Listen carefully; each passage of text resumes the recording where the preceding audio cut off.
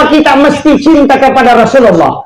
Karena satu-satunya manusia yang diutus oleh Allah yang senantiasa menjaga umatnya. Sebelum beliau wafat, dia sudah berjanji di hadapan Allah. Minta 22 permintaan.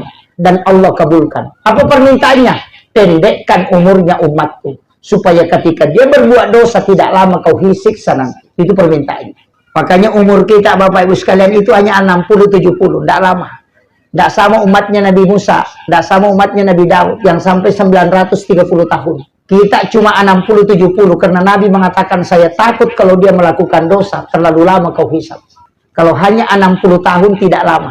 Tapi kalau 900 tahun kalau jadi pemain judi Pak, minimal 800 tahun main judi. Itu satu permintaannya Rasulullah dan itu diijabah oleh Allah. Yang kedua, karena pendek umurnya ya Allah, aku mohon kepadamu lipat gandakan kebaikan yang dia lakukan dan dosanya cukup satu yang kau tulis kalau dia melakukan pelanggaran, itu pun nanti kau tulis kalau dia tidak bertaubat dan Allah aminkan.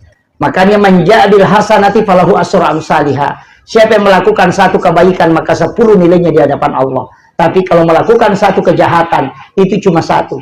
Dari sinilah sehingga saya sering ceramah Pak, tidak pernah memvonis orang masuk neraka. Karena kalau pernah melanggar satu kali dan melakukan kebaikan satu kali, masih ada bonus tak 9.